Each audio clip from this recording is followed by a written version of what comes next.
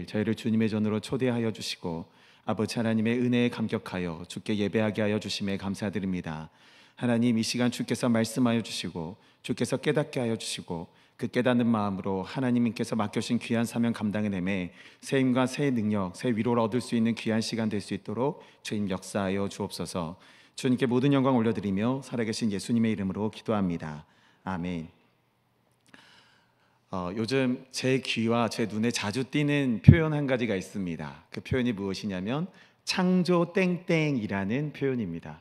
그러니까 창조라는 것은 그렇죠, 우리가 사전적인 의미를 찾아본다라면 전에 없던 것을 처음으로 만들다, 그러니까 이것을 우리는 창조의 사전적인 의미라고 이야기를 할 수 있는 겁니다. 이런 창조라는 단어 끝에다가 또 다른 단어를, 그러니까 전미를 붙여서 또 다른 의미를 창출해내는 것이죠. 대표적으로 창조 경제, 그리고 창조 직업, 그리고 창조 연애, 창조 고생, 이런 표현으로 들 수 있습니다. 창조 고생은 뭐죠? 정말 생각지도 못한 고생을 스스로 만들어서 자초하는 것을 창조 고생이라고 이야기를 하는 겁니다. 창조 직업은 그럼 무엇입니까? 지금까지 없었던 직업군을 스스로 창의성을 발휘해서 만들어내는 직업, 그래서 그런 활동을 창조 직업이라고 이야기를 하고 있는 것입니다. 이런 창조라는 의미를 우리가 되새겨 본다라고 하면 전에 없던 것을 새롭게 만들어낸 그것을 우리는 창조라고 이야기를 합니다. 하나님께서 태초에 천지를 창조해 내셨다라는 것도 이런 의미로 우리가 이해를 해본다라면 무에서 유를, 그러니까 없던 세상을 있는 세상으로 빚어주시고 만들어주신 것이 바로 하나님의 창조 섭리이다라고 우리는 이야기할 수가 있는 것이죠. 그래서 태초에 하나님께서 천지를 창조하신 것도 창조주이신 하나님의 그 사역, 그 모습을 보여주는 표현이라고 우리는 이해할 수가 있는 것입니다.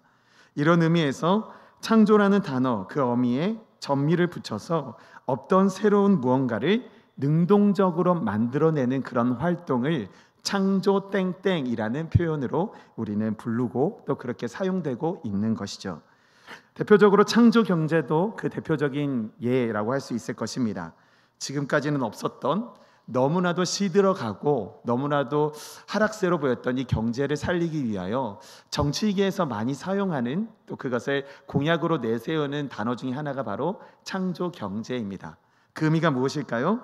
지금까지 없었던 경제적인 어떤 기반들, 그리고 그런 이론을 바탕으로 지금까지와는 다른 탄탄한 경제제도, 그리고 법률들을 정비해서 다양한 직업군들을 생성하고 또 그로 말미암아 경제적인 활동을 증가시킴으로 인해서 경제가 살아날 수 있도록 하겠다라는 그런 모든 과정을 통틀어 말하는 것이 바로 창조 경제라는 용어입니다.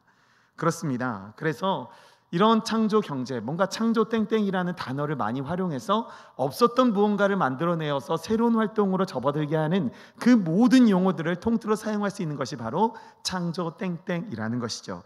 그래서 이 창조 경제라는 단어도요, 먼저 말씀드렸던 것처럼 정치 세계에서 가장 많이 사용하는 용어 중에 하나로 이용되고 있는 것입니다.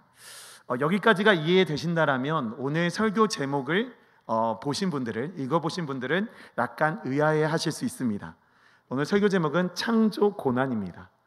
이 창조 고난이라고 한다면 그러면 이 창조의 개념에 뭔가 이 고난이라는 단어를 덧붙여서 생각해 보면 이렇게 이해할 수가 있겠죠. 그렇다면 지금까지 없던 고난을 능동적으로 만들어서 그것을 당하라는 것인가? 그런 의미가 창조 고난인가? 라고 생각해 볼 수가 있는 것입니다. 이런 것의 질문에 대답을 해드리자면 반은 맞고 반은 틀립니다. 사실상 그리스도인에게 있어서요, 능동적인 고난은 없습니다. 오히려 고난에 참여할 수는 있지만 능동적인 고난이라는 말은 사용할 수 없습니다. 오히려 능동적인 고난을, 그것을 이루신 분은 예수 그리스도밖에 없기 때문입니다. 우리는 고난을 자초할 수는 있습니다. 그러나 고난 자체를 만들어낼 수는 없는 그런 존재이기 때문입니다. 그런데 방금 전에 지금까지 없던 고난을 능동적으로 만들어서 당하라 라는 이 질문 가운데는 한 가지 맞는 사실이 있습니다. 그것이 무엇이냐면 고난이라는 것이 우리에게 있어서 늘 붙어있는 사건이라는 것이죠.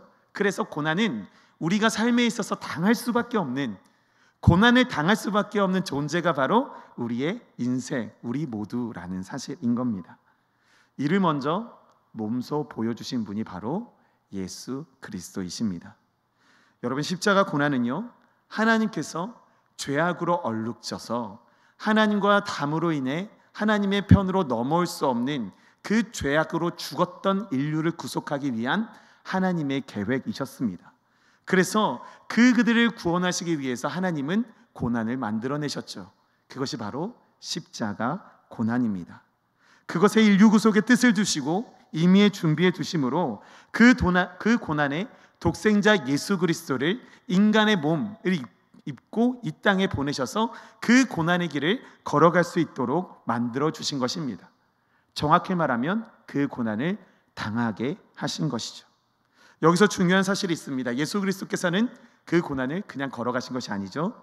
예수 그리스도께서는 그 고난을 당하셨고 더 나아가 능동적으로 그 고난의 길에 동참하셨다는 것입니다. 하나님께서 그 고난을 만드셔서 예비해 두셨다고 한다면 예수 그리스도는 그 고난의 길에 순종함으로 능동적으로 자발적으로 그 고난에 동참하시는 그런 모습을 보여주셨다는 것입니다. 이런 의미에서요, 예수 그리스도의 고난을 이렇게 해석할 수 있을 것입니다.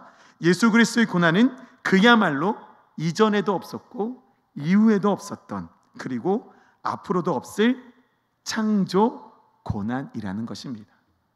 지금까지 없었던 고난의 모습이었던 것이죠. 앞으로도 이런 고난의 모습은 없을 것이라는 것입니다. 전 인류의 구속을 위해 자신의 생명을 내어주신 유일무이한 사건이기 때문이죠. 예수님의 고난은 다른 이유가 없었습니다. 다른 목적은 존재하지 않았습니다. 하나님의 사랑, 그 사랑을 증명하시기 위한 그 인류의 구속, 그것에만 목적을 두시고 그를 위하여 걸어가셨던 고난, 그것이 바로 예수 그리스도께서 걸어가신 십자가 고난이라는 것이죠. 저는 이것을 오늘 창조 고난이라고 표현해 보고 싶었던 것입니다. 사랑하는 여러분, 그 구속 사건으로요, 모든 인류는 소망을 품게 되었습니다. 무슨 소망입니까? 천국의 자녀가 되는 것, 영원한 하나님의 자녀로 천국 백성이 될 수 있는 그 소망을 품게 될 수 있었던 것입니다. 오늘 저와 여러분이 함께 읽은 베드로전서에 별명 한 가지가 있습니다. 무슨 서신이라고 불리는데요, 그것은 소망의 서신이라고 불리는 것이 바로 오늘 저와 여러분들이 읽었던 베드로전서입니다. 당시 베드로전서의 수신인들은요, 어떤 환경에 있었느냐, 주변의 어떤 이교 환경으로부터 점점 심하게 적대와 멸시를 당하여서 고난과 그리고 거기서 너무나도 힘든 역경을 경험하고 있는 그런 처지에 놓여 있었습니다. 그리스도인이라는 것만으로 목숨을 잃거나 온 가족이 생명을 위협받고 되는 그런 상황에 놓여 있는 것이 바로 이 베드로전서의 수신인들이었습니다. 그렇게 생명이 위협받는 일들이 그리스도인이라는 이름만으로 고난을 받고 생명을 뭔가 내어놓아야 하고 생명을 위협받는 일들이 그 당시의 그리스도인들에게 부지기수였다라는 것이죠. 많은 성경학자들은 이런 베드로전서가 기록된 시기를 언제였느냐 연구를 해보니 네로 왕자의 박해가 본격적으로 시작되는 시기이자 베드로가 순교하기 직전인 기원 후 64년경으로 보고 있습니다. 여기서 박해받는 이들은 초대교인들, 그러니까 예수 그리스도께서 부활하시고 승천하셔서 자발적으로 마가의 다락방에 모여부터 시작되었던 그 초대교인으로부터 시작된 쭉 이어온 신앙을 이어온 초대교인들도 있겠지만 거기서 더 나아가 개종하여서 이제 유대교로부터 개종하여 그리스도교로 개종한 그리스도인들이 점점 늘어난 상황, 그런 그리스도인들조차도 그 자리에 있었다라는 것이죠. 이것은 무엇을 의미할까요?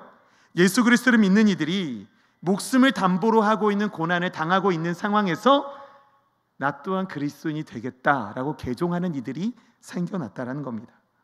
죽음의 고난을 각오하고 나는 그리스도인이 되겠다라고 결단한 이들이 일어났다라는 것이죠. 그런 상황 속에서 베드로가 앞으로 닥쳐올 대박해를 극복할 수 있도록 격려하고 어떠한 고난과 시험에서도 흔들리지 않은 담대한 믿음과 소망을 가지도록 촉구하기 위하여 보내는 서신이 바로 오늘 저와 여러분들이 읽었던 베드로 전서입니다. 저자 베드로는 이 대박해, 네로 황제를 통해서뿐만 아니라 그 수없이 많이 펼쳐져 있던 이교도들을 통하여 박해받는 여러 가지 박해들을 통틀어서 이 대박해라고 이야기를 하는데, 이 베드로 사도는 이 대박해를 오늘 본 말씀 12절 말씀에서 이렇게 표현하고 있습니다. 우리 12절의 말씀 다시 한번 함께 읽겠습니다. 시작. 사랑하는 자들아, 너희를 연단하려고 오는 불시험을 이상한 일 당하는 것 같이 이상히 여기지 말고. 아멘. 이 대박해를 무엇이라고 이야기를 합니까? 불시험이라고 이야기를 하고 있습니다. 여러분, 이 불시험이라는 단어가 헬라어로 피로세이라는 단어인데요, 이 피로세이라는 단어가 포함된 오늘 이 문장 안에 내포되어 있는 표현은 이렇습니다. 테엔 휘민 피로세이라는 단어로 오늘 이 절 12절을 이렇게 기록하고 있는데요, 이 테엔 휘민 피로세이라는 단어는 문자적으로 이런 의미입니다. 너희 중에 타고 있는 불이라고 직역할 수가 있는 것이죠. 그러니까 너희 중에 타고 있는 불이 너희에게 임할 것이다. 근데 그것을 이상히 여기지 말라라고 이야기하고 있는 것이죠. 근데 이 표현이 동일하게 등장하는 성경이 있습니다. 그것이 언제냐면요, 창세기 19장에 하나님께서 불과 유황으로 소돔과 고모라를 멸하실 때 바로 이 표현을 사용하고 계시는 것이죠. 여기서 그치지 않습니다. 또한 요한계시록 18장에서 바벨론 성을 멸망시킬 때의 그 불 또한 이 표현으로 함께 사용하고 있는 것을 발견할 수가 있는 것입니다. 여러분, 파괴되어 멸망되어 있는 곳, 그것이 바로 이 타는 불이라는 표현으로 사용되고 있는 것입니다. 베드로 서신을 받고 있는 모든 이들이 그들 앞에 닥칠 고난이 파괴되어 멸망될 그것을 가리키고자 한다라면, 그들에게 닥쳐질 그 고난이 이제 그들은 멸망되어 사라져 그리고 그 세계에서 없어질 만큼의 큰 환란이 그들 앞에 놓여 있다는 사실을 우리는 이 표현을 통해서 유추해 볼 수가 있는 것입니다. 그런데 베드로는 이런 끔찍한 환란이 찾아올 것임에도 불구하고 그런 우리의 상식으로 이해할 수 없는 이상한 말을 그들에게 전하고 있는 사실을 우리는 발견할 수가 있는 것입니다. 우리 12절과 13절의 말씀 우리 다시 한번 읽도록 하겠습니다. 함께 읽겠습니다. 시작. 사랑하는 자들아, 너희를 연단하려고 오는 불시험을 이상한 일 당하는 것 같이 이상히 여기지 말고 오히려 너희가 그리스도의 고난에 참여하는 것으로 즐거워하라. 이는 그의 영광을 나타내실 때에 너희로 즐거워하고 기뻐하게 하려 함이라. 아멘. 여러분, 그들에게 닥쳐온 환란은요, 그냥 평범한 환란이 아니었습니다. 대환란이었고요, 불시험이었습니다. 그들이 멸망당하고 이 세상에서 사라질 수 있는 그만큼의 너무나도 처절한 위험한 환란이었습니다. 그런데 베드로 사도는 무엇이라고 이야기합니까? 그 고난을 당하는 것, 그 환란을 당하는 것을 이상히 여기지 말고 또 무엇이라고 이야기합니까? 그 고난에 참여하는 것을 어떻게 하라고요? 즐거워하고 기뻐하라 라고 이야기를 하고 있는 것입니다. 여러분, 고난을 당하고 파괴되어 멸망당할 것 같은 그런 고난을 당하는 것을 이상히 여기지 말고 그 고난에 참여하는 것을 오히려 즐거워하라고 이야기를 하고 있는 것입니다. 아니, 죽을 것 같은 고난인데 내 가족과 내 민족과 내 자신과 내 주변의 모든 사람들이 멸망당하여 이 세상에서 사라질 것 같은 그런 고난을 당하는 것인데 그것을 이상히 여기지 말고 즐거워하라고요? 도저히 우리 상식으로, 인간의 상식으로 이해할 수가 없는 말이죠. 도저히 이해가 되지 않습니다. 그런데 베드로 사도는 그렇게 이야기할 수 있는 이유를 이제 그 이후에 설명해 가기 시작합니다. 여러분, 먼저 말씀드렸던 이 불시험이라고 번역된 피로세이는요, 이 자체적으로 이 의미를 가지고 있는데요, 순수한 금속을 얻기 위해 재련하는 것을 의미하고 있는 겁니다. 그래서 불시험이라는 자체가, 이 피로세이라는 자체가 계속 재련을 하는 겁니다. 무엇을 얻을 때까지요? 순수한 금속을 얻을 때까지. 그것을 재련하는 것을 바로 이 피로세이라는 단어로 표현하고 있는 것입니다. 이 재련하는 과정, 이 피로세이라는 과정을 반복하면 반복할수록 그만큼 순수한 금속을 얻을 수가 있게 되는 것입니다. 그런 의미에서요, 그리스도인들이 받는 고난은요, 단순한 고난이 아닙니다. 그리스도의 이름으로 마주한 고난이고요, 더 순수한 그리스도인으로 재련되어 가는 그 과정을 바로 그리스도인들이 받는 고난이라고 오늘 성경은 이야기하고 있는 것입니다. 그렇게 그리스도인들이 계속 재련되어 가고 그래서 고난받고, 그래서 깨끗하고 더 순수한 정금과 같은, 순수한 금속과 같은 그런 과정으로 연단되어 가는 그 표현을 바로 피로세이라고 오늘 성경은 기록하고 있는 것입니다. 그리하여 베드로는 14절에 이렇게 이야기하고 있습니다. 함께 읽겠습니다. 시작. 너희가 그리스도의 이름으로 치욕을 당하면 복 있는 자로다. 영광의 영 곧 하나님의 영이 너희 위에 계심이라. 아멘. 그리스도의 이름으로 고난받는 너희는 복된 사람이다. 물론 그리스도의 이름으로 고난받는 그 재련되어 가는 과정은 물론 우리가 육체적으로 얻는 고통이 있을 수도 있고요, 심리적으로 얻는 충격이 있을 수 있습니다. 그것이 동반될 수 있지만 이 모든 것을 극복할 수 있는 이유는 다른 것이 아니었습니다. 베드로 사도가 이야기할 수 있는 그것을 극복할 수 있는 이유는 영광의 영, 곧 하나님의 영이 그리스도의 이름으로 고난받는 모든 이들 위에 계심으로 그것을 누리는 너희 모두가 이미 복된 사람이 되기 때문이라고 이야기를 하고 있는 것이죠. 그리스도의 이름으로 고난받는 그 자체가 복 있는 사람이라는 것입니다. 하나님의 영이 그 위에 임하고 계신 사람임을 증명하여 주고 있는 사실이기 때문입니다.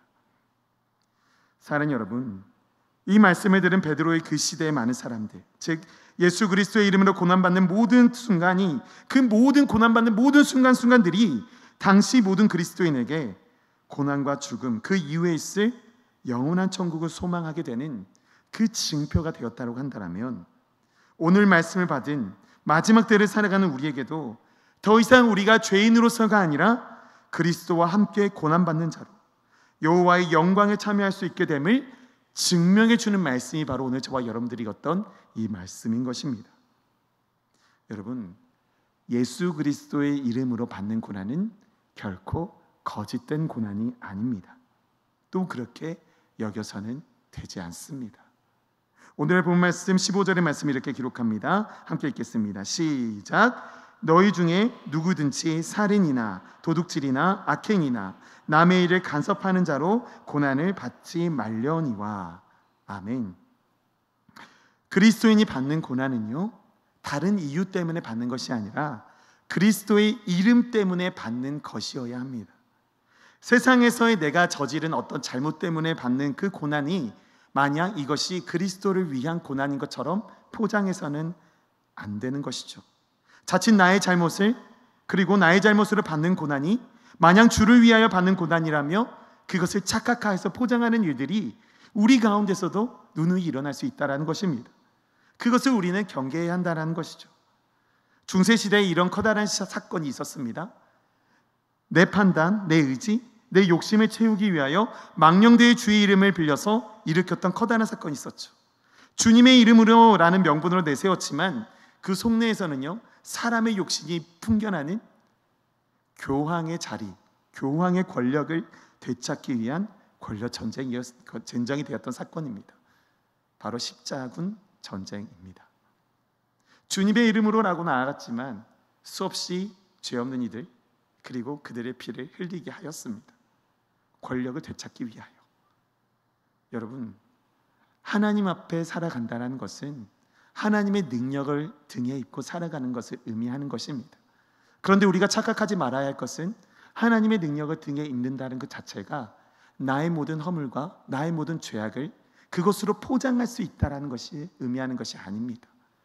하나님께서 마련해 주신 고난의 길, 하나님께서 인도해 주신 그리스도인이라는 것은 정말 우리가 살아가는 그 순간순간에 나를 위하여 피 흘려 죽으시고 나를 위하여 십자가에 달려 죽기까지 순종하신 그 그리스도의 은혜에 취하여 살아가는 것, 그것에 감격하여 하나님 앞에 예배자로 나아가는 것, 그 예배자로 살아가는 나의 삶의 모든 순간순간이 하나님의 영광을 가리키는 것, 그것이 바로 주께서 우리에게 허락하여 주신 성도의 삶의 모습이 되어야 한다는 것입니다.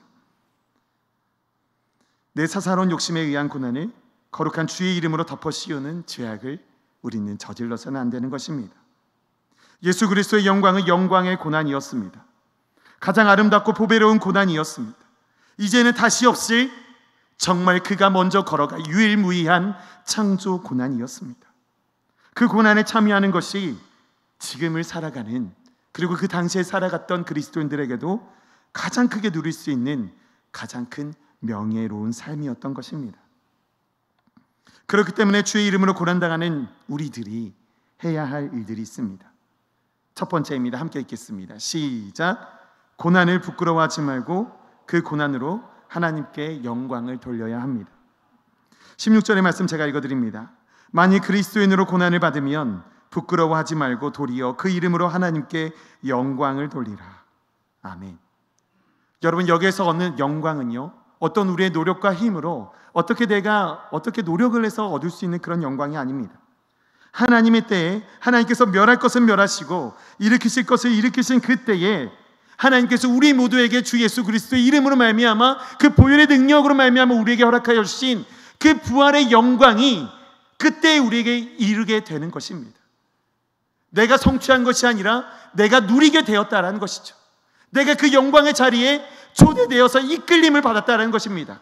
완전한 수동적인 그런 고난이 바로, 그 영광이 바로 우리에게 주신 그리스도로 인한 영광, 십자가의 영광, 그 부활의 영광에 이르게 된다는 말씀인 것입니다. 그래야요, 우리가 그 영광을 바라보며 주님의 고난을 바라볼 때 그 고난 안에서 나 또한 그 고난에 참여하리라라고 결단할 때 우리가 그 창조 고난에 동참할 수가 있게 되는 것입니다. 그리하여 그 부활의 영광에 우리는 장차 이르게 될 것입니다. 두 번째로 우리가 해야 될 것은 이것입니다. 함께 읽겠습니다. 시작. 구원받는 자로서 심판의 때를 준비해야 합니다. 복음말씀 17절과 18절의 말씀 제가 읽어드립니다. 하나님의 집에서 심판을 시작할 때가 되었나니 만일 우리에게 먼저 하면 하나님의 복음을 순종하지 아니하는 자들의 그 마지막은 어떠하며 또 의인이 겨우 구원을 받으면 경건하지 아니한 자와 죄인은 어디에 서리요. 아멘. 구원을 받을 이가 준비해야 할 것은 다른 것이 아닙니다. 부활하셔서 다시 오실 예수 그리스도의 그 날을 기다리는 것입니다. 여러분, 예수님께서 다시 오실 날은 아버지만 아십니다. 아들도 모르고 천사도 모르고 아버지만 아십니다. 그렇기 때문에 우리는 그가 장차 다시 오실 때를 날마다 기대하고 준비하고 있어야 합니다. 그를 위하여 우리 자신 스스로를 지켜내야 하는 삶을 살아내야 하는 것이죠. 여러분, 성도의 죽음은요, 이 생에서의 끝남이라는 것으로 마감되지 않습니다. 성도의 죽음은, 그 사건은 영원한 생명으로 이어지는 전환점일 뿐입니다. 그렇기 때문에 우리는 날마다 성도의 죽음을 바라보며 우리가 함께 기뻐하며 찬송할 수 있는 것은 이것이 단순히 이 생에서의 죽음에서 마치는 것이 아니라 하나님의 나라에 입성할 환송식으로서 그 안에 들어가는 기쁨의 소식을 우리가 바라보며 정말 하나님의 자녀로서 그가 하나님 나라에 이르는 기쁨의 자리에 초대되었다는 사실을 우리가 믿음으로 고백하는 그 순간이 바로 장례 절차인 것이죠.